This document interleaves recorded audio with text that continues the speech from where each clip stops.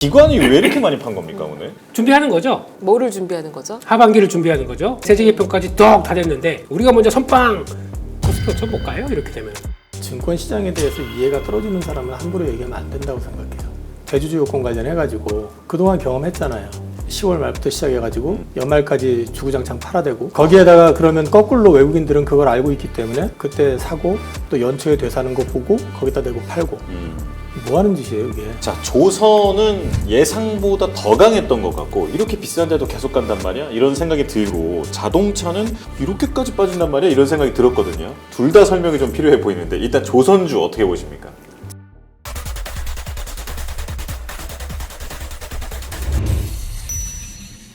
조선주 뭐 예상대로 강했고 혹은 뭐 예상보다 더 강했고요. 그리고 자동차는 예상보다 더 많이 빠졌던 것 같고 그리고 조선이 잘 갔는데 LNG 관련주들은 또 빠지고 그러니까 좀 혼란스러운 경우가 많았거든요. 일단 두 분의 오늘 시장 총평부터 좀 들어보겠습니다. 이사님부터 들려주실까요? 오늘은 오히려 고객님들한테 제가 좀 위로를 받았어요. 그렇습니까? 제가 정신을 못 차렸거든요. 이제 제 주력 포트들이 막 정신없이 무빙을 해버리니까 예. 사실 오늘 다들 이제 저도 그렇게 생각했습니다만 일단 자동차는 이거 좀 얘기하기 그런데 넥스트레이드에서는 또 그래도 또 한 4% 가까이 맞아요. 다 올랐잖아요. 예. 네.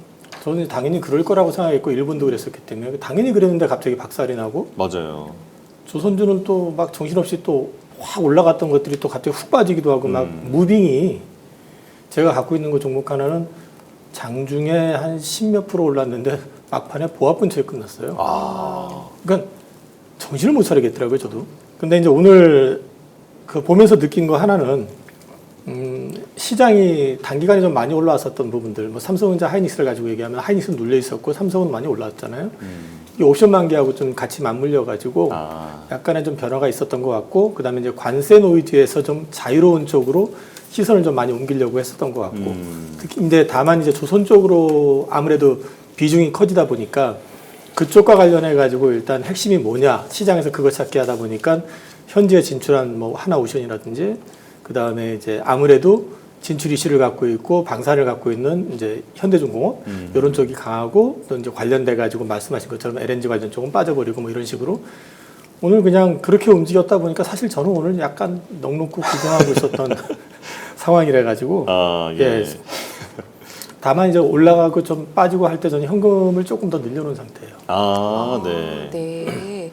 지금 장 초반에는 정고점을 경신하는 분위기였다가 이게 후반에 밀린 섹터가 굉장히 많았고 약보합으로 끝났어요. 대표님 어떻게 보십니까? 관세, 네. 음보살 이런 느낌이죠. 네. 네. 끝입니다. 무슨 의미입니까? 예? 어떻게 해야 됩니까? 같이 기도해야 됩니까? 그냥 뭐 다 끝났. 네, 이런 분위기고요. 예.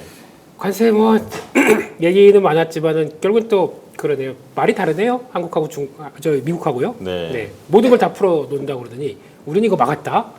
다 그랬죠. 그래서 뭐가 좀 아직 정리가 안 된 느낌. 그리고 맞아요. 거기다가 또 2주 뒤에 또 가서 뭘 협의를 해요. 가가지고 뭐 또 대통령 미국 가가지고 뭘 또 협의하고 뭐 추가로 뭐가 있다고 이게 뭡니까 이게. 그래서 그냥 트럼프식 외교입니다.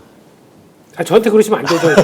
예, 앞에 트럼프 우리 생각 이러면 안 되는데. 아니 저 대표님 이게 궁금한 게 네. 기관이 왜 이렇게 많이 판 겁니까 오늘?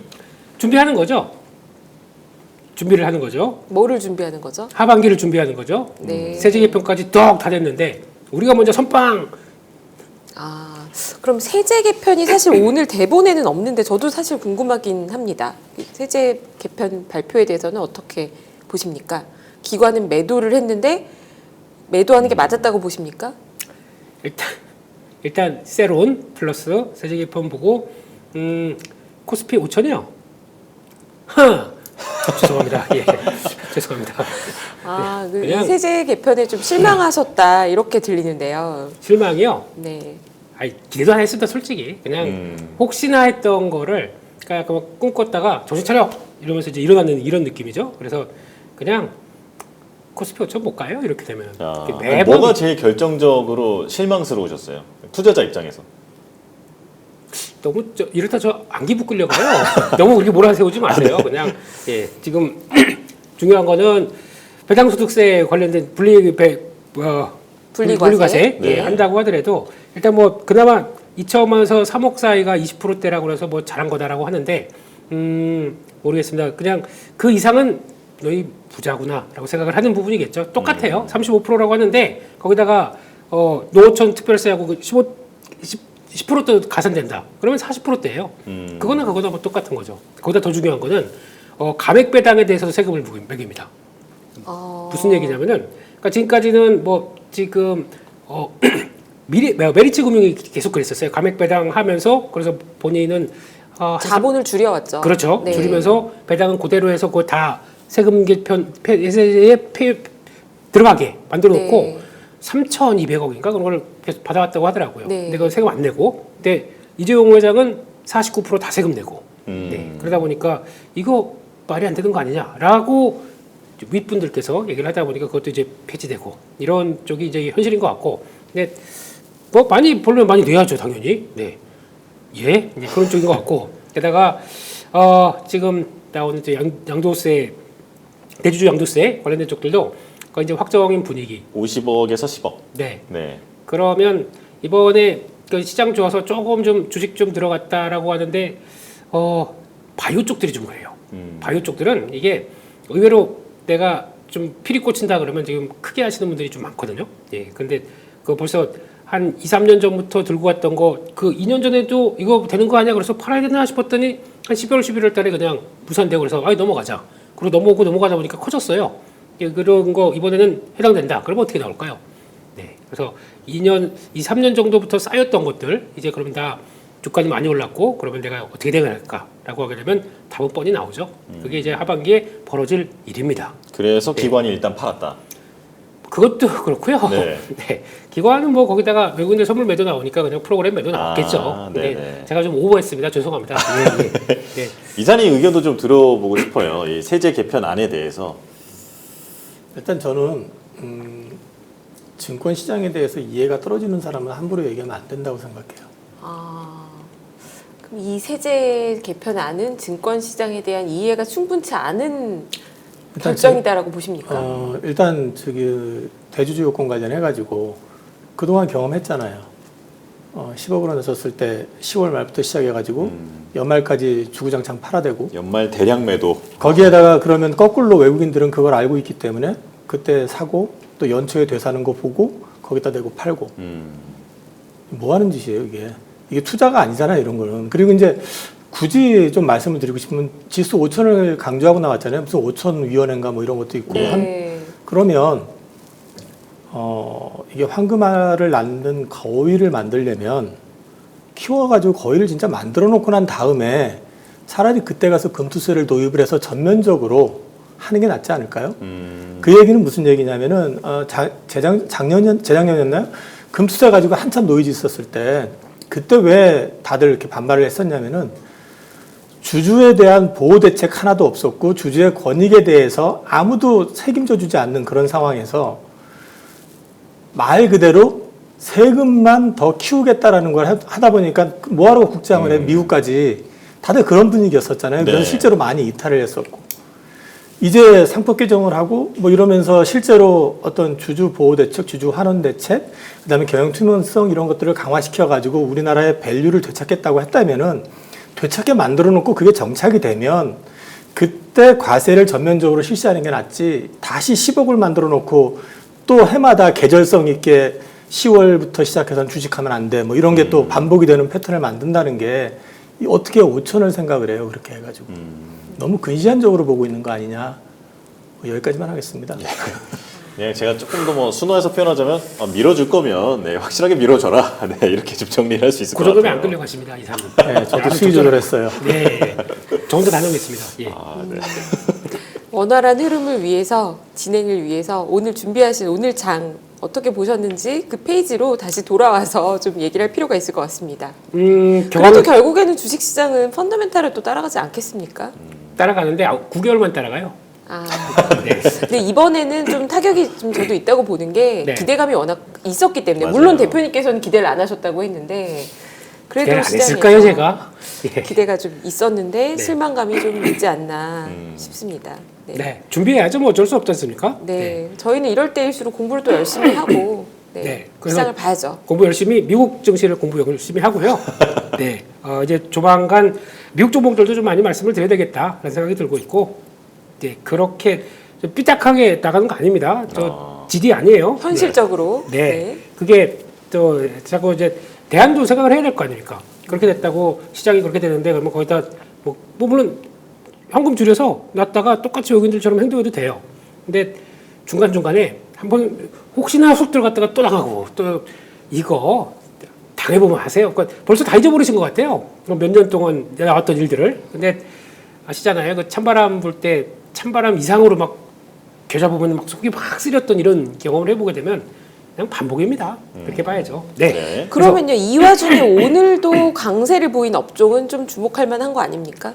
그렇죠. 근데 주목을 해야 되는데 우리가 사고 싶은 종목은 다 올라가 있어요. 아. 차트가 이뻐. 예. 그래서 저 신고가 때 이렇게 다 이뻐. 예. 그러면 그거 이제 다 그렇죠. 들어와 이런 모습들인데 그래 사겠어 결정했어 딱 누르는 건 자네 왔는가 이것도 시작되는 거죠. 예. 그렇기 때문에 좋은 건 알겠습니다. 근데 얼마큼 잘 또 타이밍 잡아가느냐 이것도 숙제인 것 같은데 거의 이제 섹터가 이제 실적 발표가 이제 진행되면서 이제 많이 드러나고 있어요. 이런 쪽들이 여전히 강하다. 근데 대부분의 섹터들이 2, 3년 동안 계속 강해왔고 그러다 보니까 여기까지 효성중공업이 내가 2, 30만 원대 본 건데 지금 100만 원이 넘어갔어. 예. 근데 이래도 사라고 이렇게 얘기 나오는 거죠. 하나오션도. 하나오션도 저거 내가 7만 원대, 10만 원대 봤던 종목이야. 근데 지금 100만 원 이게 사라고 뭐 이런 얘기죠. 예. 네, 그렇기 때문에 이런 분위기 쪽에서는 죄송합니다. 목이 메이시네요. 앞에 너무 승질을 해서 그래요, 제가. 아니, 조선이 그런데도, 없으면 예. 배가 아프다 이 얘기를 아까 조 아나운서님께서 중간에 하셨는데 많이 늘었어요, 그 사이에. 김민수 대표님이신 줄 알았어요. 감사합니다. 네. 외모가요? 눈으로 욕하시네요. 아니 죄송합니다. 외모로 눈을 경쟁하시는 마주치고 거예요? 가겠습니다. 예. 아니 아까 시청자분께서도 한 분이 그 라라라님께서 저희 이제 네임드 시청자분 중에 한 분이신데 오늘 김민수 대표 얼굴을 보니까 많이 드셨네 이렇게 얘기를 하시더라고요. 아닙니까? 밥 많이 먹고 왔습니다. 그렇습니까? 밥은 많이 먹고 왔으니까 힘내서 하겠습니다. 예. 네. 그거야 뭐 그냥 이제 시장 좋으면 좋고 안 좋으면 안 좋고 승질 내면 승질 내고 그런 거죠. 네. 그래서 일단 FOMC 얘기는 또 쑥 들어갔네요. 네. 결과를 보게 되면 내용들이 그냥 똑같은 결과인데 똑같은 내용들인데 그때마다 해석이 다르네요. 그래서 혹시나 이제 금리 인하쯤 이제 9월 달 하게 되면 이때는 좀 뉘앙스가 좀 바뀌지 않을까 싶었더니 안 바뀌다 보니까 역시 시장은 또 걱정으로 바뀌는 모습들이고 그렇습니다. 그런 쪽이고 또 실적 발표 계속되고 있는데 오늘 거의 이제 조선주 쪽 HD현대 그룹 쪽들 쭉 발표하는데 뭐 그렇게 분위기 나쁘지 않고 괜찮다는 거 확인됐고 거기다가 의외로 보니까 아시아 증시가 일본은 다시 싹 반등하는데 일본이 반등하는 이유가 뭔지 아십니까? 뭡니까? 네, 토요타가 올라가서. 네. 왜? 시가총액 1등이죠. 그렇죠. 네. 왜 올라간지 아십니까? 현대기아차가 빠지니까. 이게 뭔 소리? 하여튼 그래요. 그래서 일본은 다시 반등하고, 네. 게다가 중국은 오랜만에 좀 올랐다고 고점에서 쭉 밀리는 모습들입니다. 그러니까 조금 좀 분위기가 좀 다른 것 같고요. 게다가 의외로 달러가 이제 드디어 인덱스가 100대 근처까지 들어옵니다. 약간 달러 강세가 진행되죠. 근데 그거에 비해서 원화가 약세가 그렇게 크진 않다는 게 조금 좀 차이점인 것 같고 금리도 계속 아직 방향은 안 결정된 것 같습니다. 왔다 갔다 하고 있고 오늘 구리가 깜짝 놀랐습니다. 아침에 보고 무슨 20%가 빠져요. 가격이 그런 쪽인데 구리 관세 매겨서 50% 매겨 놓으면은 수요 확 준다. 이런 얘기가 또 돌면서 수요가 줄지 안 줄지 어떻게 알아요? 지금 구리 수요는 글로벌하게 강하다고 하지 않았습니까? 그렇죠. 근데 선물이 그냥 갑자기 확 네. 그런 거 보고 저게 뭐 그럼 말이 안 되지 않습니까? 그럼 그렇게 되면은 맨 처음에 공급망이 뭐가 이제 또 다시 재편되고 막 엉망이라고 얘기를 하는데 그다음 나온 얘기가 수요가 확 준다. 아니 지금 미국에서 벌어지는 일들이 처음에 AI 관련된 쪽에서 GPU 쇼티지 나가지고 AI 붐 한번 쫙 나왔죠. 지금 2차로 좀 나오는 게 종목들 보시게 되면 전력기기 관련된 회사, 전력설비 회사들 폭등 중입니다. 지금 쭉쭉 다 오르는데 그 회사들이 지금 다 하나같이 하는 얘기가 이 데이터 센터 2차 AI 붐은 데이터 센터 쇼티지로 나올 겁니다. 그러면 거기 들어가는 그럼 전력 설비나 들어가는 것들은 구리는 그냥 뭐 어디 저 화성에서 갔다 오나요? 아니지 않습니까? 그렇죠. 예. 제 멘트가 구리나요? 네, 죄송합니다. 예. 근데 구리가 그런 쪽에서 나오는 변화를 봤었을 때는 굳이 이럴 필요는 없을 것 같은데 라는 쪽에서 한번 준비를 할까는 생각하고 이제 너무 훅 떨어지니까 그냥 조금 좀 시간 갖고 봐야겠다라는 쪽들이고, 게다가 외국인들 현물 매수는 또 되는데 선물 매수는 야, 외국인들이 선물 가지고 장난을 너무 심하게 쳐요. 이거 해도 좀 뭐라고 할 사람도 없고, 네, 그러다 보니까 견제해 줄 쪽도 없고, 그래서 어제는 선물 10,000개 매수, 오늘은 10,000개 매도. 그럼 내일은 10,000개 매수입니까? 대답 좀 해주세요, 위원님. 죄송합니다. 혼자 또 열받아가지고요. 예. 뭐 이랬다 저랬다 막 이런 상황들인 것 같고, 강세업종 보게 되면은 남북경협주. 네, 이사님 남북경협주 사도 돼요? 트씨한테 물어보세요. 예? 트씨한테 물어보시면 예. 등환기에서 할 말이 영어로 해야 되니까 패스하겠습니다. 네. 남북경협주 엄청 세더라고요 오늘. 네, 그런 쪽이었고, 조선 뭐 얘기 나왔고, 엔터주가 오랜만에 또 이제 바이 관세 피해 막 그 뭐 무슨 수혜 막 이런 것들 찾다 보니까 잠깐 나는 좀 왜 빠졌지? 그러면서 이제 정신 차리고 올라오는 모습들이 나오고 있고, 그러다 보니까 카지노, 약간 레저 이런 쪽들이 좀 정신 차리는 것 같은데, LNG 쪽들은 알래스카 LNG와는 좀 다르게 LNG 쪽은 약간 좀 LNG 미국에서 좀 수출하는 쪽과 함께 네. 성과를 내겠다라는 쪽들이 돌다 보니까 이쪽은 또 강한 모습들이 나오더라고요. 요즘 의외로 시멘트가 강합니다. 왜 강한지 모르겠어요. 그냥 밸류가 싸서 그냥 예. 진짜 왜 강한 걸까요? 혹시 남북 경협 뭐 관련돼 있는 거 아니에요? 그게 2, 3일 전부터 아세안 시멘트 이런 게 뭐 며칠 전부터 이렇게 쭉 강하더라고요. 무슨 성신양회 이런 것도 그렇고, 그게 그래서 그런가요? 남북경협 관련 말고는 상상이 잘 안 되는 게 이제 네. 건설주랑 같이 움직이는 것도 아니고, 예전에 그 모 운용사에서 통일 펀드를 만든 적이 있었는데요. 네.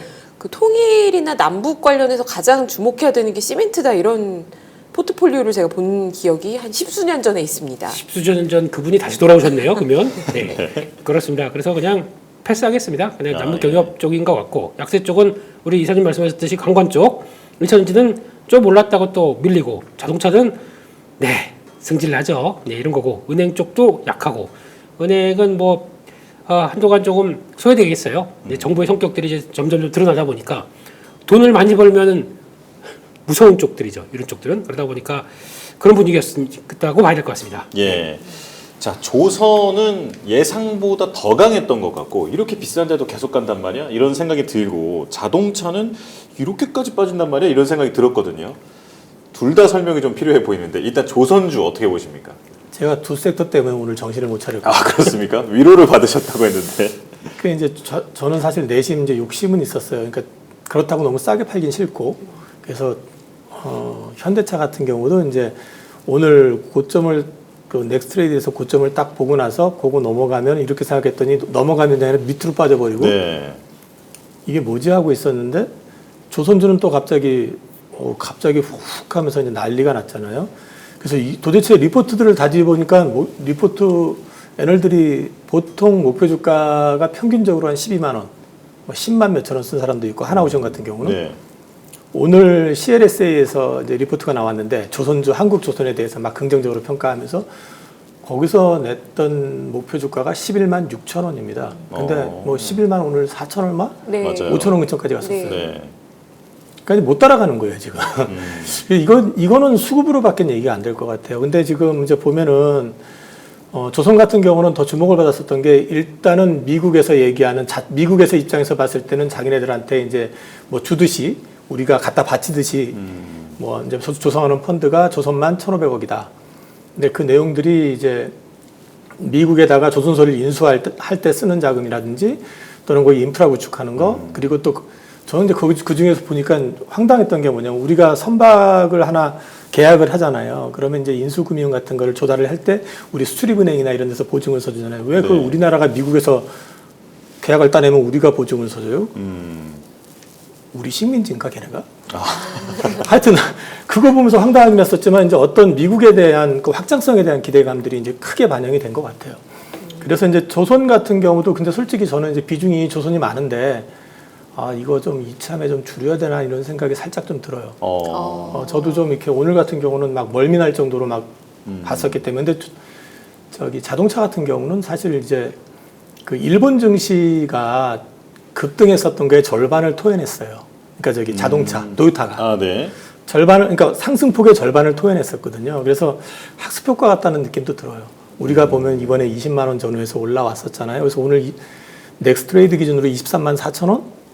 오늘 종가가 아마 21만 3천 원, 뭐 4천 원 고선에 끝났으니까 얼추 뭐 비슷하게 우리는 그냥 일본 증시 또는 유럽의 자동차 회사들 그 학습 효과 때문에 그랬던 것 같다. 그리고 한국의 이제 투자 패턴에 익숙해져서 그런지 외국인들이 먼저 나서서 파는 게 보이더라고요. 그래서 얘들도 한국에서 살아남으려고 똑같이 하나 보다라는 생각도 했었고. 근데 저는 자동차에 대해서는 여전히 긍정적으로 보고 있고요. 관세 15%에 대한 부분이라면 똑같은 조건이라 그러면 우리나라 회사가 나쁠 거 없다. 그리고 또 한 가지는 현대차는 기다리고 있는 게 있습니다. 이번에 뭐 상법 개정이니 뭐니 해서 밸류업 수혜 관련해서 현대차는 사실상 혜택 본 게 하나도 없잖아요. 그러니까 다른 것들은 평균적으로 올라왔잖아요. 은행도 그렇고 뭐 증권도 그렇고 뭐 여러 가지. 거기에 지배구조 개편이 아직 안 돼 있잖아요. 그리고 현대차는 자동차 회사만이 아닙니다. 미래 산업을 가지고 있죠. 로봇이요. 그 산업에 대한 부분도 결국엔 애드가 될 거라고 보고 있기 때문에 저는 더 빠지면 더 담아야 되나? 약간 그런 생각도 하고 있습니다. 아, 네. 네.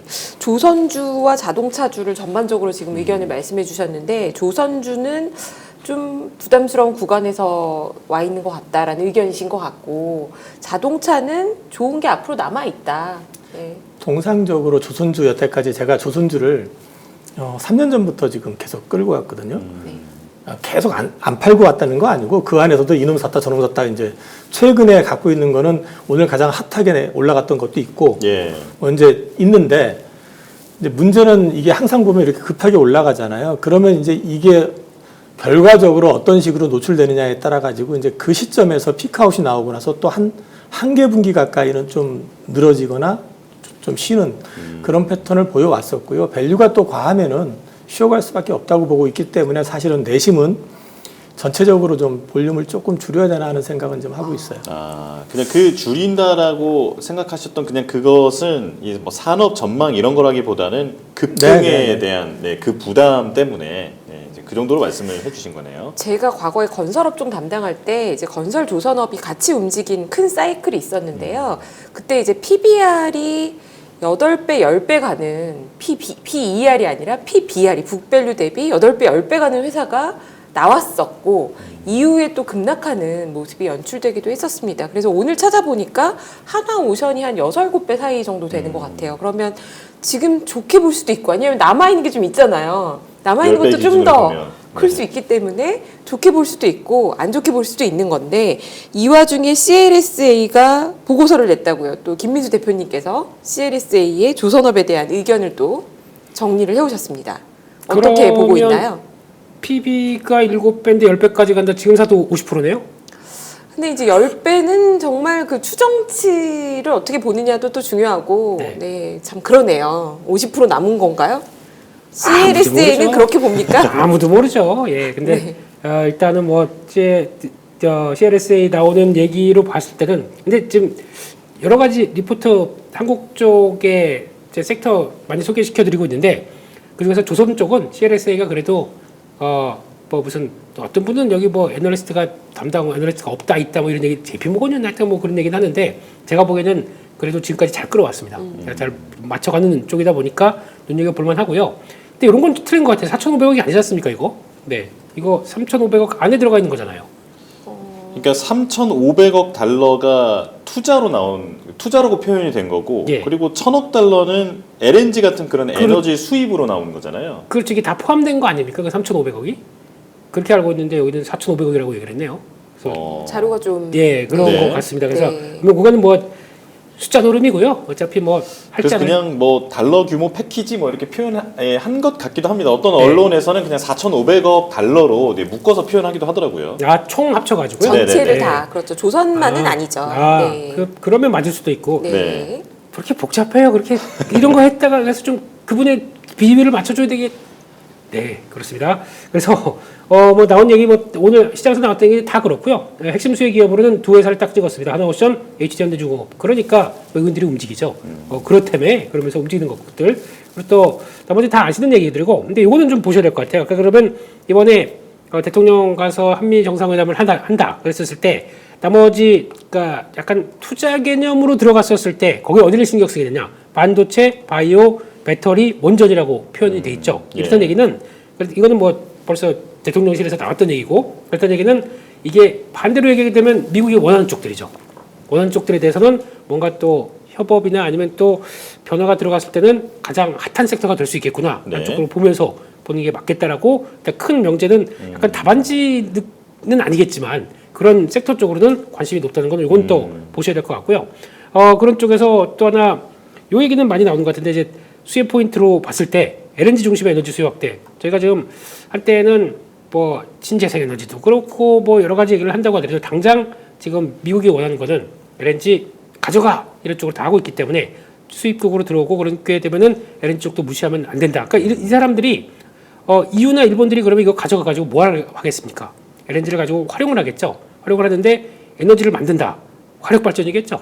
거기서 연관해서 계속 이걸 보셔야 될 것 같습니다. 그래서 그거는 그래서 LNG가 LNG 무시하지 마라 이런 쪽들이 좀 봐야 될 것 같고 제가 보기에는 조선만큼이나 LNG가 중요한 테마 섹터로 부상할 가능성이 높다라고 저는 생각하고 있습니다. 예. 이렇게 봐야 될 것 같고 그다음 이제 재건 요거는 지금 보니까 뭐 공식적으로는 얘기 나오지 않는데 빨리 해라 표현이 들어갔다고 하더라고요. 이쪽 빨리 그러니까 지금 미국에서 원하는 거는 제가 MRO 군함만 얘기를 하고 있는데 아닙니다. 전략선단이라고 있어요. 전략선단.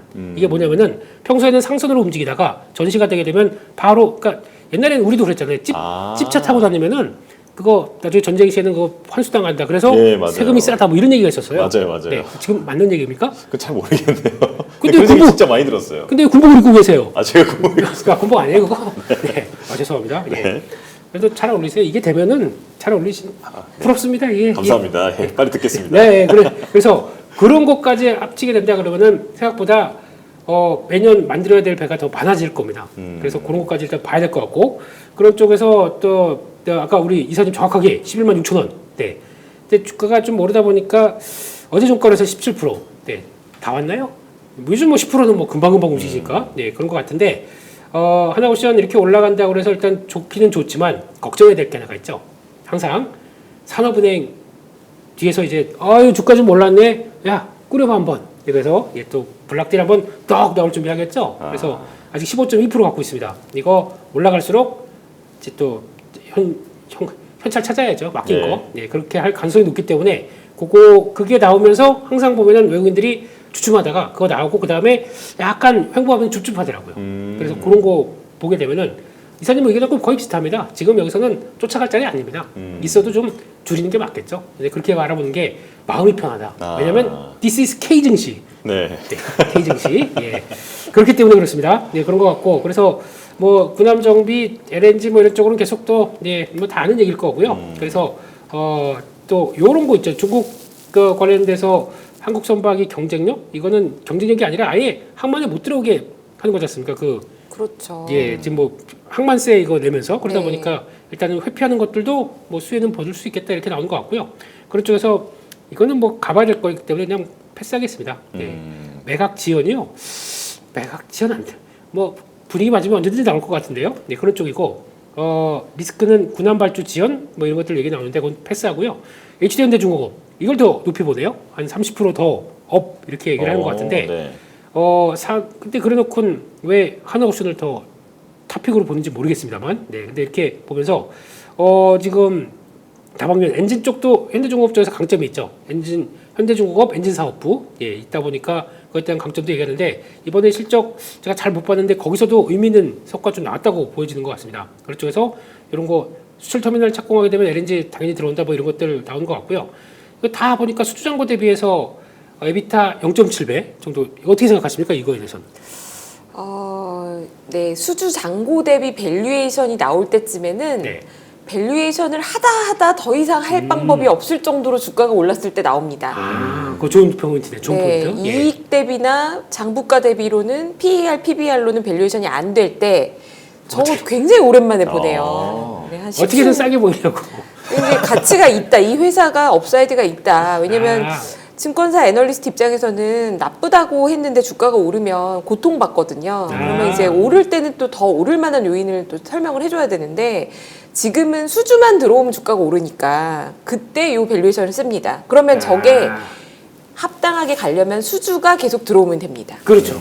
그러면 계속 유지가 되거나 네. 낮아지지는 못하게 수주가 더 근데 많이 여기서 들어오거든요. 저 레벨에서 수주가 멈추는 순간 저 밸류에이션이 아니라 그렇죠, 갑자기 이익 대비 밸류에이션이나 장부가 대비 밸류에이션을 보면서 이게 이렇게 비쌌단 말이야 하면서 주가가 급락할 수 있습니다. 그걸 잘 봐야겠네. 그러면 결국은 수주네요. 그렇죠. 네, 수주가 핵심이다. 네. 수주 또 나올만 하면 김민수 대표님께서 또 말씀해 주시겠죠? 저희 네. 방송에서. 네. 저 뭐 슈퍼주니어입니까? 수주라고 뭐죠? 예, 그렇게 우리의 수주? 네, 알겠습니다. 네, 멘트 좋습니다. 죄송합니다. 예, 네. 좀 드립 많이 연습하시나 봐요, 우리 위원님도. 지금 대표님하고 방송을 하다 보니까 저희가 자꾸 이런 스킬이 자꾸 잔잔하게 약간 생기네요. 고급 유머는 아닌 것 같아서 네. 약간 경계심이 들기는 합니다. 예. 주의가 필요할 것 같습니다. 저희. 지나가면서 자괴감 들고 막 그러시죠? 예, 다 지나쳐야 될 관문입니다. 아, 네. 예. 그래서- 그러면은 예. 그 혹시 설명해 주신 게 지금 얼마나 남았죠? 그 부분이? 다 끝났습니다. 뭐 아, 그렇게 그렇습니까? 됐다라고 아, 보시고 네. 좋으니까 좋다 그러면 뭐 그냥 그런 분위기였다 이렇게 정리하는 차원으로 말씀드렸습니다. 아니, 왜냐하면 지금 그 LNG 관련주는 하락했던 그 부분에 대해서 좀 질문을 드리려고 하는데 알래스카 그 관련해서 일본은 그 참여한다 얘기가 나왔는데 우리는 그 이번 협상 발표에는 나오지 않았잖아요. 그것 때문에 지금 뭐 강관이라든지 이런 부분들이 좀 안 좋았던 겁니까? 네, 저는 LNG 관련해 가지고 일본이 참여하잖아요. 그럼 일본은 관광업체 없습니까? 이게 무슨 얘기냐면은 사실 우리나라 관광업체가 다 가져갈 것처럼 자꾸 그 시장에서 반응하는 네. 것도 있잖아요. 따져봐야 되잖아요. 그리고 우리가 일본보다 한다고 한들 더 많은 돈이 들어갈까요? 그리고 저는 이거 사실 지금 전 세계 공통적인 것 같은데 그 EU에서도 그 악수하고 사인한 건 없잖아요. 그렇게 하기로 구도 합의하고 왔잖아요.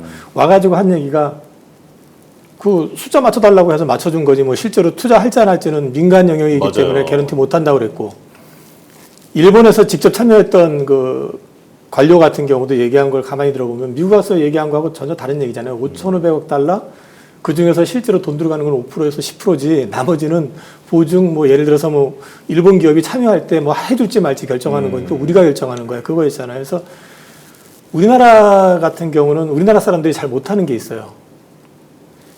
블러핑을 좀 쳐야 되거든요. 아, 트럼프 예. 같은 사람 만나면 허세 부리기 좋아하고 막 네네. 이러면 뻥카 자꾸 이렇게 부풀리기만 하면 뻥카 대충 쳐주고 그냥 대충 분위기 맞춰주고 돌아와가지고 남들 하는 거 보고 따라가면 되는 거지.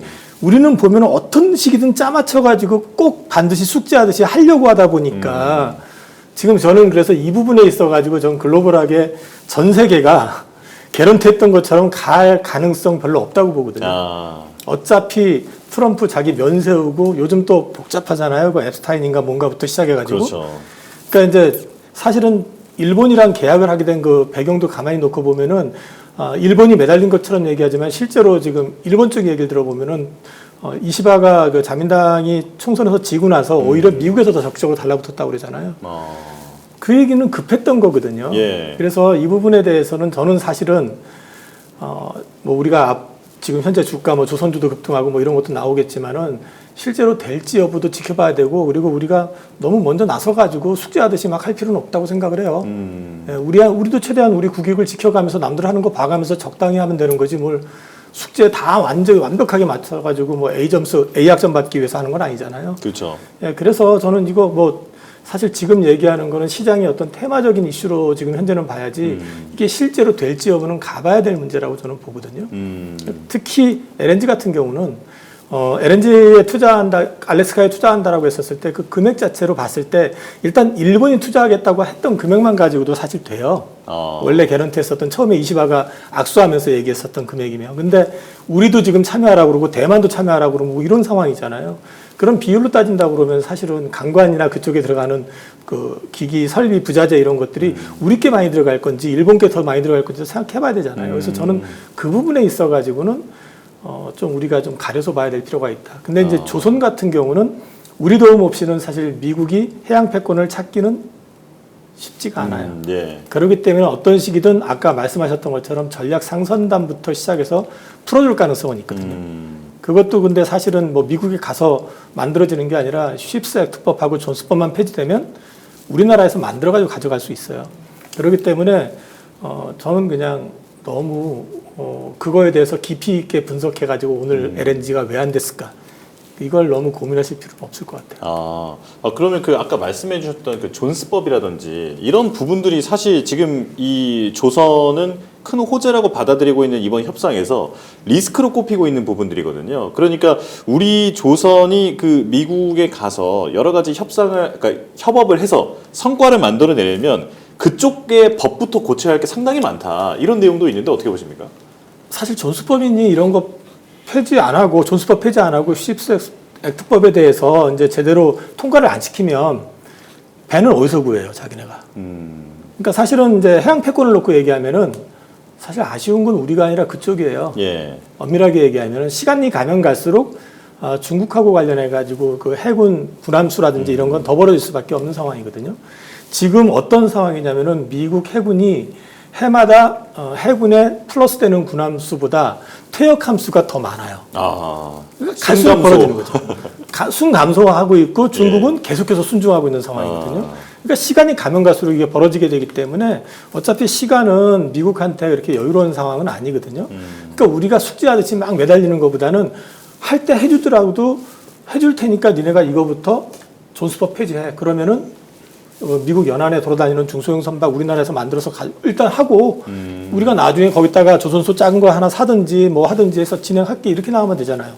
그러다가 트럼프 바뀌면 안 해도 되는 거고. 그 얘기 너무 그렇긴 한데 하여튼 그러니까 저는 이번 걸 갖다 너무 우리만 잘하려고 하지 말고 이제 글로벌 뭐 유럽 연합이라든지 일본이라든지 좀 이제 소위 경제 강국들이 있잖아요. 그들이 가는 패턴에 보조만 맞추면 된다고 생각을 해요. 네. 그러면요, 지금 LNG를 수입한다고 하는데 강관주는 일단 하락을 했단 말이죠. 요거에 대해서도 혹시 의견이 있으신가요? 강관주는 관심이 없는데요. 근데 네. 지금 모건 스탠리 보고서를 가져오셨다고요. 이게 강관이 아니고 여기서 갖고 온 거는 네. 피팅 밸브입니다. 거기서 얘기한 거는. 예. 강관이 아니군요. 예, 강관은 그러니까 LNG 쪽이 왜 강관이 들어가는지 잘 모르겠어요. 맨 처음부터도 강관이 들어갈 때도 어떤 논리였냐면은 알래스카가 이렇게 땅덩이 크잖아요. 그럼 저기서 그 가스 네. 유출 캐서. 가스를 해서 네. 앵커리지까지 들어오는데 거기서 관을 잇는다. 이게 논리였어요. 아무도 얘기 안 했었어요. 그게 거리가 뭐 몇천 1200 킬로미터 된다고 했던 것 같은데. 예. 하여튼 몇천 킬로라고 했던가 하여튼 뭐 그렇게 네. 된 것 같습니다. 뭐 단순하게 서울에서 부산 노업 예, 이러다 보니까 그래서 그렇게 나오는데 그거는 우리 생각이었었어요. 근데 거기 아무도 그렇게 생각하게 되면은 일단은 들어가서 설치 비용 있고 거기다 유지 비용도 있고 웬만큼 추운데 그거 하다가 저 어디 가스 새 그러면 어디서 새는지 몰라서 땅땅땅 두들리면서 1200km를 가야 됩니까? 네, 어렵잖아요 이런 거. 그래서 되게 유지 비용도 힘들어서 그게 과연 될까라고 하다 보니까 나온 아이디어가 그게 아니라 거기서 쉐빙선하고 같이 가서 거기서 직접 터미널 만들어 놓고 거기서 이렇게 가져오는 방안으로 많이 얘기를 했었어요. 그게 더 경제성이 있다. 관으로 하는 게 아니라 네. 싣고 오겠다. 잘못하면 관에 다쳐버려요. 예? 네. 아니 이게 배로 가져오려면은 네. 천연가스를 액화를 해서 그렇죠. 가져와야 되는데 리퀴데이션하는 가스라는 기체를 액체로 바꾸는 그 액화 공장의 투자비가 많이 듭니다. FLNG요? 네. 네. 액화를 하는 공장하고 그거를 이제 FLNG 플로팅해서 LNG를 액화하는 기화하는 그 게 또 플랜트를 있고요. 그걸 만드느냐 아니면은 파이프라인으로 그냥 액화했다 기화했다 하는 거 다 빼고 파이프라인으로 멀리 그냥 기체 상태로 운반하느냐 요거를 비교하는 게 이제 LNG하고 PNG인데 네, 맞습니다. 네. 이제 워낙 멀고 김민수 대표님 말씀하신 것처럼 장거리니까 그렇게 가스 상태로 갖고 오는 건 위험하니 액화를 하는 게 그래도 낫다인데 이 비용도 만만치 않다고 들었습니다. 그렇죠. 근데 차라리 그게 더 낫다고 결론이. 그래도 그때는 그런 식으로 많이 얘기하더라고요. 파이프보다는 네. 액화해서 배로 가져오는 게 낫다. 그래서 그거 잘하는 업체가 뭐 무슨 중공업 하나가 막 부각을 받고 그랬었는데 그러다 뭐 다시 밀렸다가는 이제 다시 이제 제자리로 또 돌아오긴 하는데 근데 그런 것들로 봐서는 일단은 강관이 뭐 아이디어는 좋죠. 근데 거기다가 매출의 절반이 상수도관 하는 회사가 왜 그렇게 급등을 했습니까? 그건 말이 안 되는 거죠. 그래서 그런 건 빼고 상수관에다 가스 집어넣어요. 예. 배수관에다 가스를 넣어요. 네. 이상한 거죠. 그렇기 때문에 그런 쪽으로 봤을 때는 그쪽은 말고 여기선 모건 스탠리에서 얘기한 건 한국 피팅주를 얘기를 했습니다. 그래서 일단 지금 피팅주에 대해서는 이번에 나오는 또 LNG 터미널 관련된 쪽에서 이제 투자 규모가 점점 커지는 것들 얘기를 하고 있고 그러다 보니까 4월 달에도 루이지애나에서 얘기했고 이번에는 또 벤처 글로벌이 또 들어오고 금액들이 다 뭐 100억 달러 이상씩 들어오다 보니까 되게 큰 규모들이 나오기 시작하는 거죠. 이렇게 해야 자 우리 고객들 줄 서 있는데 빨리빨리 해야지라고 하게 되면 한국의 피팅 업체들은 수혜가 기대가 된다라는 쪽으로 바라보고 있는데 그래서 프로젝트에서 전체 비용의 한 1.5%가 피팅 부품으로 사용된대요. 이런 거 중요한 얘기입니다. 그렇게 되면은 300억 규모의 신규 수주가 발생할 것 같다라고 나오는 것들이죠. 그러면 앞으로 점점 커진다. 여기에 수주의 기회가 더 높다고 보는 게 그들의 얘기일 거고 그렇기 때문에 단기 리스크는 관세 때문에 근데 그렇게 들어가게 되면 이 둔화는 들어갈 수가 있겠는데 하지만 이게 P와 관련된 내용들보다 Q가 훨씬 더 커지다 보니까 오히려 성장세는 커질 수 있겠다라고 바라보는 것들이고요. 그런 관점 쪽에서 그래서 되게 긍정적으로 보는 것 같은데 특히 태광이라고 나오네요. 특히 태광, 예, 주주 환원 및 마진 개선 가능성, 예, 그런데 그 전에 잘 아시는지 모르는지 모르겠지만 태광의 그 이제 대주주인 그분께서 좀 가끔씩 사고를 치세요. 네, 그게 문제죠. 벌써 지금 친 게 두어 번째쯤 된 것 같아요. 그러다 보니까 또 뭐 지금 어떻게 결론 나는지 모르겠지만 뭐 자꾸 뭐 구속되네 마네 이런 얘기 왔다 갔다 하다 보니까 이제 좀 복잡한 건 있는데 그런 거 예 뺀다고 하게 되면 뭐 이제 그러니까 주주 환원을 하는 거겠죠. 네, 그러다 보니까 예 그런 쪽에서 듀오 리스크는 중국 업체와의 경쟁 심화라고 하는데 중국 업체가 들어갈 수가 없겠죠. 예, 당연히 지금 분위기 쪽에선 그리고 원자재 가격들이나 유가 변동 특히 가장 리스크가 이거겠죠. 프로젝트 관련된 지연이 나오는 것들. 근데 지금 분위기 봐서는 일단 과거에 미뤘던 것도 다 승인해줄 분위기다 보니까 그럴 가능성이 없다라고 하게 되면 이런 게 이제 어떻게 보면 LNG 쪽에 변화가 될 수가 있겠죠. 네. 조선주는 두 분 모두 좀 비싸다는 의견이셨어요. 그러면 피팅주는 어떻게 해야 됩니까? 모건 스탠리 네 맞죠? 모건 스탠리의 의견에 동의하십니까? 아니면 사면 안 될까요? 예, 나한테 딱 맞는 사이즈 이렇게 딱 나온다 그러면은 해보시면 되는 거고, 예, 거기까지 하겠습니다. 이사님 의견 어떠세요? 피팅주. 한때 좋아했었는데 요즘 잘 안 봤는데 이제 피팅주 중에서 사실 태광이 싸긴 싸요. 통상적으로 성광밴드하고 이제 주가 수준을 좀 비교해 보면은 성광밴드보다는 지금 확실히 많이 빠져 있는 건 맞아요. 근데 말씀하신 것처럼 그런 노이즈가 자꾸 생기니까 편하지가 않다는 거죠. 근데 이제 이 피팅이 LNG뿐만 이제 이 프로젝트 관련된 것뿐만 아니라 이제 쓰임새가 많잖아요. 원전에도 들어가고 그래서 이제 다양하게 쓰인다. 저게 또 이제 조선에도 당연히 들어가는 거고. 그 기대감 가지고 맨날 얘기가 있었는데 실제 뭐 반응은 그다지 크진 않았었던 것 같아요. 그래서 저는 밸류에이션이 그래도 싼 걸 사는 게 낫지 않을까? 설마 또? 뭐 이렇게 생각해요. 네, 알겠습니다. 자, 그리고 이제 큰 이슈가 하나 또 있었는데 마이크로소프트와 메타 실적 예, 이게 발표가 나왔는데 시간외에서 정말 어마어마하게 상승하더라고요. 뭐가 어떻게 나왔길래 지금 시장 반응이 이런 겁니까? 잘 나왔으니까요. 네. 그래서 마이크로소프트가 4조 달러 그룹에 입성했다고요. 네, 네. 노렸던 것 같아요. 기다렸던 거고 봐야 되겠죠. 예, 그런 쪽에서 이제 핵심은 그겁니다. 빅테크 기업들이 만약에 이제 AI 투자는 계속 하고 있는데 성과가 안 나왔고 투자만 하고 있다. 그랬으면 주주들이 어떻게 생각했을까요? 야, 그 투자하느라고 나한테 배당도 안 주고 자주 매입도 안 하고 이건 안 되겠네. 그럼 실망해서 팔았겠죠. 그게 아니라 지금은 실적도 잘 나오고 돈 벌어가지고 그거 메타 같은 경우는 거의 지금은 현재는 돈은 버는 거의 한 20%가 거의 그냥 올인입니다. 점점 더 늘릴 생각이에요. 캐펙스 투자에. 예. 네. 거기다가 지금 보니까 그 사업부 그 뭐죠? 이거 AR, XR 그 라이프 무슨 사업부인데 그거는 한 50억씩 적자 나고 있어요.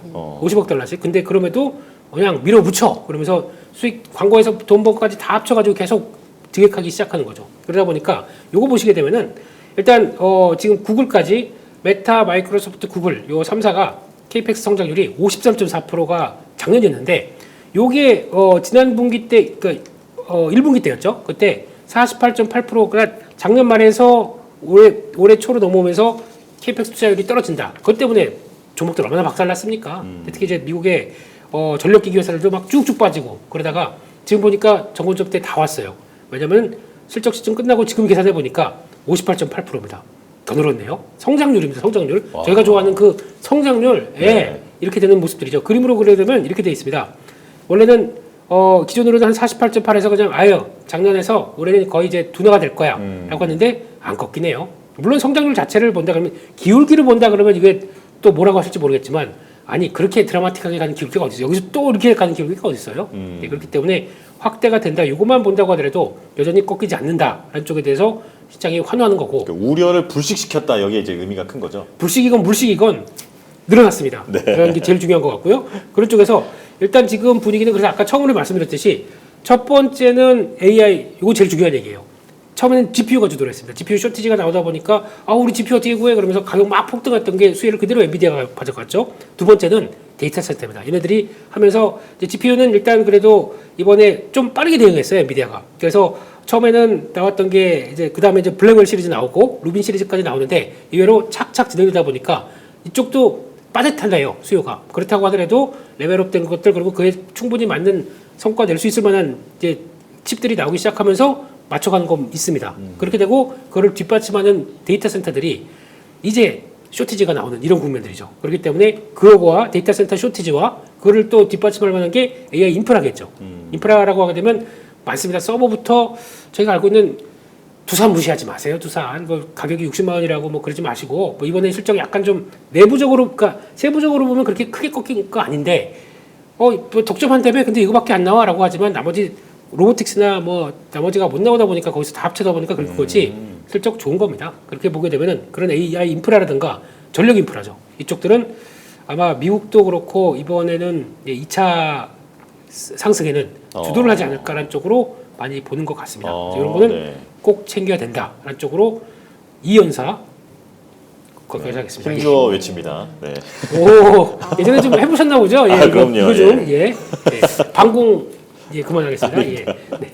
미국의 빅텍들 실적이 나오면서 저도 이게 놀라워서 제가 이제 업무상으로 데이터 센터를 글로벌하게 스터디를 하면서요. 최근에 나온 모건 스탠리 보고서를 100몇십 페이지인데 와. 매우 인상적이어서 어렵게 구해서 제가 좀 봤습니다. 근데 7월 중순에 나온 걸로 알고 있어요. 근데 그 보고서에 보니까 미국의 데이터 센터의 캐파가 계획돼 있는 게 현재 대비 5년 후가 6배라는 거예요. 근데 이제 전력이 부족해서 전기가 그렇죠. 부족해서 그만큼 짓는 게 어려울 수도 있다. 이런 얘기입니다. 제가 그거 보면서 느낀 것은 SK 하이닉스 무조건 좋은 거 아닌가? 그리고 삼성전자도 5년간 미국에 계속 투자하면 그 안에는 뭐라도 하겠죠. 그러면 둘 다 사야 되는 거 아닌가 이런 생각이 좀 들었습니다. 어떻게 보십니까? 삼성전자의 메리트는 이제 빈집을 지금 채우는 과정인데 좀 덜 찼다. 근데 이제 사실 이제 HBM으로 얘기를 하면은 아직은 물음표 상태. 그렇게 이제 얘기를 할 수 있고 하이닉스는 이제 말씀하신 것처럼 오늘 당장 하이닉스가 어저께까지의 흐름하고 완전히 달라진 것도 결국은 메타, MS, 엔비디아 주가하고 연계가 된 거거든요. 그러니까 HBM은 여전히 하이닉스다. 그렇게 이제 보셔야 될 것 같고요. 저는 둘 다 지금 구간에서는 더 상승 여력은 있을 것 같아요. 이제 다만 이제 말씀하셨지만은 위원님께서 말씀하신 것처럼 삼성전자가 뭐 5년 내가 아니라 좀 빨리 제자리를 찾아서 마이크론 테크놀로지 한테까지 밀리면 안 되잖아요. 네. 뭐 하이닉스를 이기라고까지는 얘기 못해도 지금 상황에서는 따라 붙기라도 하면 되니까 그냥 마이크론은 좀 뒤로 제껴가지고 둘이서 좀 가져가는 구조가 돼야지 트럼프 대통령 같은 사람이 또 협박하고 뭐 니들 안 넘어오면 관세 100% 매겨라 이러면 되는 거 아니에요. 우리가 다 하면은. 네. 그러니까 좀 빨리 삼성이 좀 자리를 잡아줬으면 좋겠고 아까 잠깐 계산해봤거든요. 4조 달러 말씀하셨잖아요. 마이크로소프트. 삼성전자 지금 시가총액. 시가총액을 잠깐 계산을 해보니까 좀 그렇잖아요. 우리도 최소한 4조까지는 아니더라도 1조 달러짜리 좀 나와야 되지 않아요? 그러니까요. TSMC처럼. 우리가 뭐 경제 대국이라면서요. 위상으로 뭐 무슨 순위로 보면 글로벌 뭐 6위고 경제 순위로 보면 뭐 10위권이고 뭐 이런 얘기하는데 우리나라 시가총액 전체를 합쳐도 안 되는 4조 달러짜리가 몇 개가 나오는 미국하고 지금 전 빨리 좀 그게 따라 붙었으면 좋겠어요. 그냥. 그 예전에 이제 유진투자증권의 리서치 센터장님이신 이승우 센터장님이 이제 삼성전자를 커버하시는 담당 애널리스트신데 삼성전자의 글로벌 테크에서의 시가총액 비중이 역대 최저인데 자꾸 최저치를 깨고 있는 거예요. 이게 우리 거가 좀 올라도 미국 테크가 워낙에 강하니까 또 상대적으로 비중이 계속 줄어들고 있는 거죠. 그럼 여기서 김민수 대표님께 질문 드리겠습니다. 네? 외국인들이 오늘은 조금 팔기는 했는데 삼성전자를 꾸준히 매수하고 있다. 이 수급이 지금 좀 바뀌는 건가? 어떻게 보십니까? 좀 지속될까요? 그래도 이렇게까지 줄어들어 있으면 글로벌 테크 펀드도 많은데 좀 사줘야 되는 거 아닙니까? 한 3일 동안 그렇게 많이 샀는데 하루 좀 팔았던 그럴 수도 있죠. 좀 쉬자. 그럴 수도 있죠. 그러니까 뭐 저는 수급 가지고 뭐라고 보고 뭐 분석하는 사람이 아니기 때문에 예, 수급 잘하시는 분한테 물어보셨으면 좋겠고요. 근데 제가 아는 거는 뭐 이번 주에도 내내 그 얘기 드렸어요. 삼성전자 72,000원대 부근이면 좀 저항이 나올 거다. 그 얘기를 좀 드렸었고, 근데 여기서 참 주춤하다가 다시 돌아가도 한 75,000원대까지는 일단은 저항입니다. 저항은 저항이에요. 아무리 더 간다고 하더라도 뭐 지금 보니까 리포트들 뭐 8만 원 뭐 얼마 나오는데 또 그게 중요한 게 아니라 그게 그들의 입장 쪽에서. 그래서 어제 그런 얘기도 드렸었어요. 이게 월간으로 삼성전자가 20%대 올라가는 거 지금 역사상으로 3번밖에 없습니다. 3번째예요 지금이. 그러면 그 다음 달 주가 어떤지는 뭐 통계상으로는 그런 경험도 있다 보니까 그걸 가지고 봤었을 때는 와 이제 붙으면 좋아. 그러면 자 이제 8만 원자 9만 원자 얘기를 한다고 하더라도 주가는 항상 그런 속도가 있지 않습니까? 근데 그 속도를 그냥 붙여가기에는 지금 또 확인할 것도 좀 있고, 그리고 또 파운드리 했다고 해서 그러면 지금 적사 다 끝내고 와 우리 머스크 형님 최고 이거만 볼 때인가요? 아직 예, 말씀드렸듯이 10%예요. 총 지금까지 보여줬던 파운드리 매출의 10% 들어온 겁니다 매년. 근데 거기 플러스 알파 뭐가 더 들어와서 그나마 이제 테일러 공장 돌아가게 해줄 수 있는지가 또 할 수 있는지가 중요한 거죠. 그러다 보니까 이제 이재용 회장님이 자꾸 미국 가서 형 계세요 띵동 그러고 같이 밥이나 먹어요. 예 그러면서 또 뭐 주쿠버거 형도 만나고 또 여러 형들 만나면서 그래도 형인가요 동생인가요? 예, 하여튼 예 그러면서 하는 게 중요할 것 같다라고 해서 성과 나와야 되겠죠. 그거에 따라서 나오는데 제일 중요한 거는 공시를 하는 거. 이게 제일 중요해요. 제가 보기에는. 삼성전자에 대한 저희가 신뢰감이 많이 떨어져 있다 보니까 단독 이거 가지고 막 왔다 갔다 했던 적이 얼마나 많습니까? 그러지 말고 확실한 거 있다 그러면 그냥 오늘 보니까 아예 그냥 공시를 테슬라 납품한 거 공시를 딱 해버렸더라고요. 그런 것처럼 공시 내놓고 그럼 저희가 그거 보고 판단하고 그 다음에 사도 되겠네 그러면 공시 가지고 누가 제일 먼저 반응합니까? 외국인들이 반응해요. 그게 제일 좋은 것 같아요. 그래서 HBM 이번에 또 뭐 포도 오늘 보니까 컨콜에서 그 얘기 나오더라고요. HBM 포도 퀄 테스트 들어갔다. 저 모르고 있었어요. 저 그냥 HBM 포인데. 그러니까 그러면 벌써 지금은 마이크론 테크놀로지는 그거 들어갔다는 것에 대해서 되게 떠벌리지 않습니까? 네. 삼성은 조용히 들어갔네요. 그렇게 되면은 이제 성과가 나올 때까지 기다리는데 가장 먼저 들어간 게 하이닉스다 보니까 하이닉스 나오고 그러면 또 몇 달 뒤에 또 나오게 되면 그렇게 나올 수 있겠죠. 그래서 그런 거 보면서 그냥 순차적으로 그냥 대응하자. 너무 또 올라간다고 또 막 무리할 자리는 아니고요. 항상 주가란 게 내가 사고 싶은 자리는 항상 다 사고 싶은 자리입니다. 그럴 때는 항상 워 이렇게 나올 수도 있다는 거 좀 보셨으면 좋겠습니다. 네. 이 콜 테스트 좀 조용히 하는 것은 과거에 하도 좀 비판을 많이 받아서 그렇겠죠. 이제 예. 괜히 또 그러면은 또 막 설레발치고 막 그럴까봐 조용히 하는 것 같긴 한데 중요한 거는 결과 나올 때는 빠 공시로 제대로 홍보를 좀 해줬으면 네, 공시가 홍보입니다. 네, 좋겠습니다. 그러면 이거 지금 시간이 애매하긴 한데 요거 이어서 좀 질문드리면 한미 반도체도 상당히 좀 투자자들이 많이 계신데 이거 SK 하이닉스 30만 원 찍고 뭐 그럴 때 이제 계속 따라서 올라가는 거 아니냐 하다가 탄력을 순식간에 잃었었거든요. 그러다가 이제 오늘은 또 급등을 했는데 어떻게 보십니까 앞으로? 근데 이제 한미 반도체는 독점이었었잖아요. 근데 이제 독점에 대한 부분이 깨졌다라는 게 일단은 프리미엄을 좀 이제 많이 할인받는 네. 요인이 된 것 같아요. 실적은 어쩌면 올해가 더 좋다는 얘기도 많아요. 마이크론 테크놀로지라는 이런 쪽에 들어가는 게 많기 때문에 내년도 그렇고. 근데 이제 또 한 가지 노이즈가 또 있는 거는 오늘 오른 것보다는 일단 하이브리드 본딩 장비 관련해 가지고 또 이제 얘기들이 좀 있어요. 그래서 한미도 이제 또 투자 들어간다 이런 얘기는 하지만 그 시장은 이미 개발하고 있는 업체들도 있는데다가 이게 만약에 이제 또 다른 회사를 통해 가지고 그게 또 가시화되거나 구체화됐을 경우에는 그만큼의 또 이제 밸류 할인 요인이 될 수도 있거든요. 그래서 한미에 대해서 작년에 보여줬었던 퍼포먼스를 기대하시는 것보다는 조금 눈높이를 좀 낮추시는 게 어떨까 싶어요. 아, 그렇군요. 자, 그러면 이제 한미 이 관세 협상 이후에 사실 남북 경협주라든지 이런 게 움직였던 것도 그 다음 스텝을 예상하니까 지금 시장이 그렇게 움직인 거잖아요. 엔터주는 지금 왜 이렇게 좋은 겁니까? 아까 초기에 다 말씀드렸었죠. 네, 그냥 제가 잊고 있었어요. 네, 잊고 아이 저 하이브 방시혁 의장 왜 저랬어? 뭐 이런 얘기만 하고 있고 그러다 보니까 소외됐던 거죠. 그리고 중간중간에 그런 얘기가 좀 있었습니다. 실적 발표되기 전에 어떤 회사는 그러니까 공연 때문에 하반기까지 수익 많이 날 거다. 근데 그때 약간 비트는 게 공연이 좋긴 좋은데 생각보다 비용이 많이 들어갔을 거다. 이런 얘기가 또 나오기 시작하더라고요. 그러다 보니까 우리가 생각했던 것보다 실적은 비용 때문에 조금 좀 줄을 거다. 뭐 이런 쪽으로 얘기를 많이 했었는데 그래도 증액이잖아요.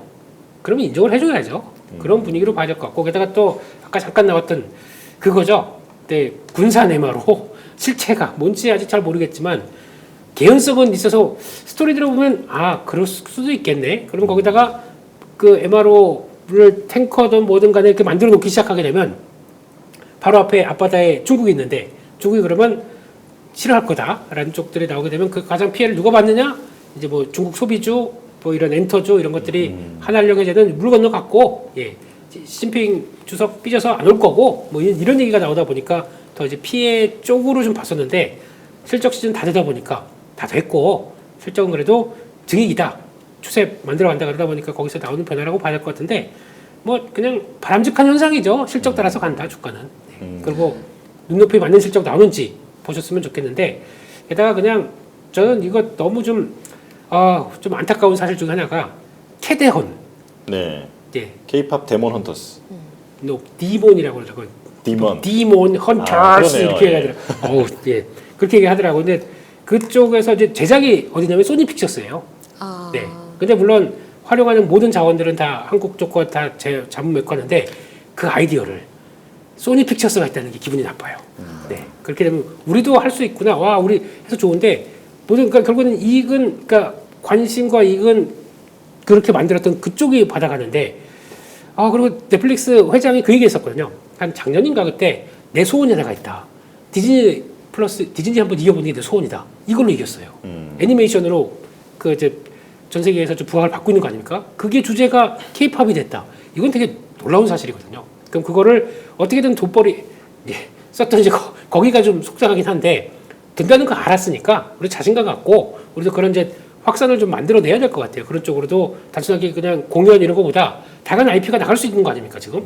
그래서 그걸 통해서 나온 거 냉동김밥이 뭐 요즘 냉동김밥 관련주가 또 같이 막 불어 일으키는데 거기서 나온 거래요. 거기서 김밥 이렇게 한 줄에 이렇게 쫙 먹는 그거 나오다 보니까 사람들이 뭐 또 틱톡 챌린지 나오고 막 그러면서 또 그랬던 거고 요즘 또 핫한 게 뭔지 아십니까? 거기서 안 보셨죠? 그거? 네, 아직 못 봤습니다. 안 보셨죠? 네. 네. 저도 보다가 졸아가지고 다 까먹었거든요. 네. 거기 또 찜질방 목욕탕이 그게 나온대요. 요즘 외국인들이 한국 목욕탕 방문율이 500%, 530%인가 증가했다고 또 네. 어디서 그런 데이터 나온지 모르겠지만은 그렇게 나오기 시작하더라고요. 그러다 보니까 그게 다 뭐 한번 히트 치게 되면 그런 식으로 다 들어가는구나 싶어가지고 거기까지 봐야 될 것 같습니다.